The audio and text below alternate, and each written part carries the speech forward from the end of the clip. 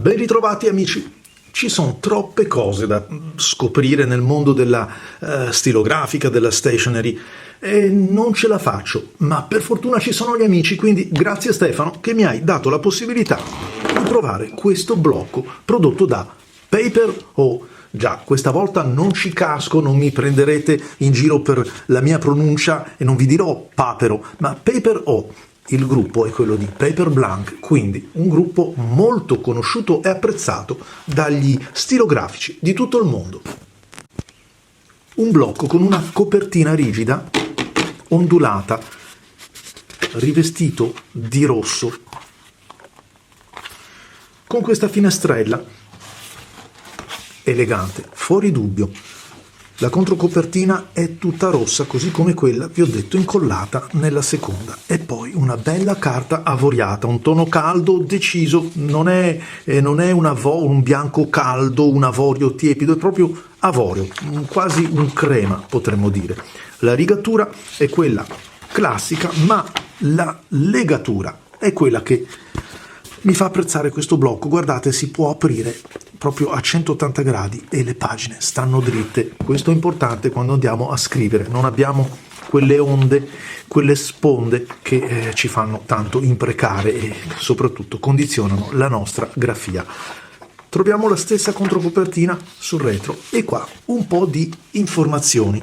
Ci dice, per esempio, che stiamo parlando del ondulo, un blocco, sono 80 pagine, disegnato a Berlino da Nadine Vermeer, in Vancouver, vai eccetera, insomma un po' di informazioni. Non ci dice comunque la grammatura della carta, che però trovo sul sito nella descrizione, ed è una carta da 80 grammi. Il gruppo è Paper Blank. Già, però non è proprio la stessa carta. Ancora una nota nella presentazione di questo elegante album, elegante e anche funzionale, ma non senza qualche critica.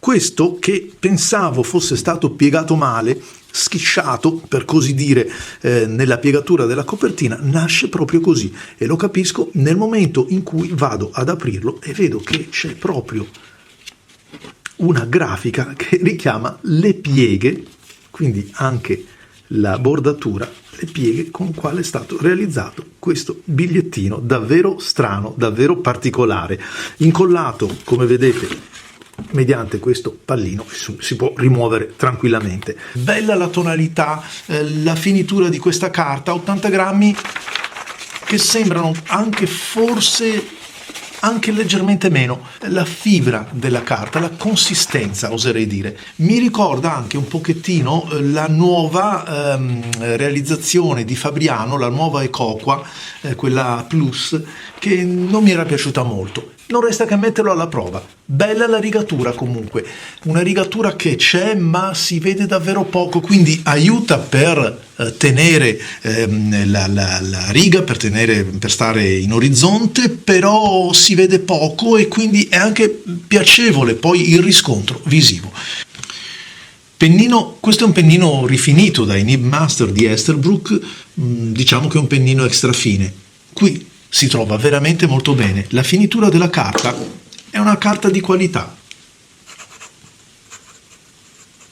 Mi piace, sì.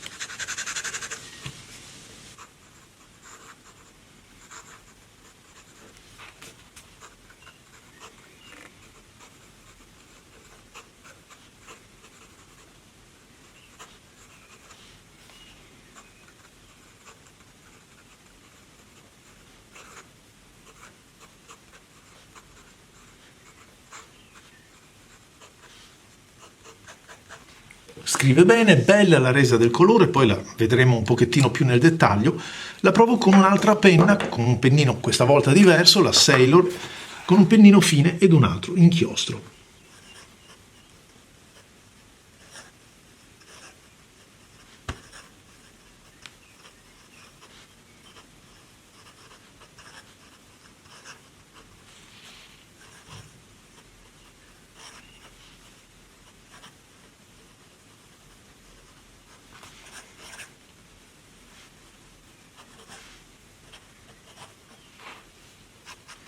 Un pennino invece così rifinito come quello Sailor scorre ancora meglio, forse qua cominciamo a dire anche un po' troppo, ma sappiamo che i pennini Sailor hanno questa prerogativa.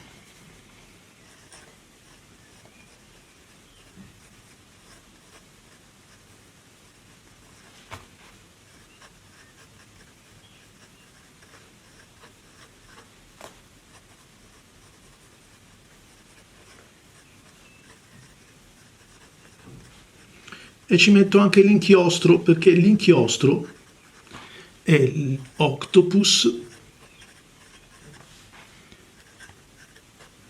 Sepia Dark, un inchiostro parecchio scorrevole. Allora invece mettiamola alla prova con un pennino che si presenta ben più scoperto, perché è lo Stab di Pilot 10, un pennino più scoperto perché un po' è più squadrato di sua natura, ma c'è anche un inchiostro che non lo protegge più di tanto, lo lascia un po' aspro in certi frangenti. Ma che bella resa del colore! Ma che bella resa del colore! Una carta che ha la finitura brillante, pur essendo opaca, con questa rigatura che quasi non si vede. Questo è il Pilot, ora ve lo scrivo bene, Pilot 10, pennino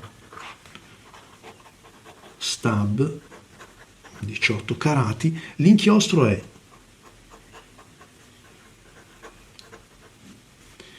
l'inchiostro, ve lo dico, l'avete riconosciuto, è l'inchiostro blu delle cartucce IC50, un inchiostro comunissimo di Pilot, uno stacco di colore veramente notevole.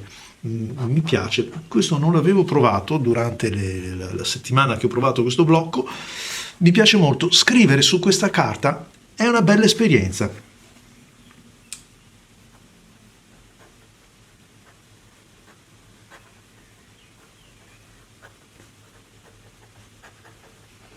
Del resto il blasone Piper Blanc, insomma, da qualche parte dovrà emergere. Molto piacevole, sono rimasto sorpreso. E visto che ce l'ho qua, la provo anche con un pennino particolare. Si tratta del pennino Scribe della Esterbrook, però il modello oversize. Anche questa ve l'ho presentata, una bella penna che secondo me vale tutto il suo prezzo in questo pennino, lavorato per l'appunto dai Nib Master di Esterbrook.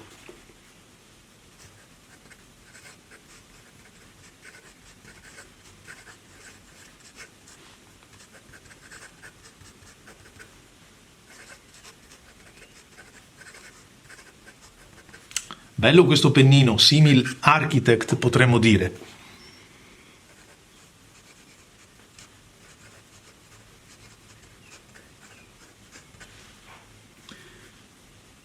Voglio provarlo così.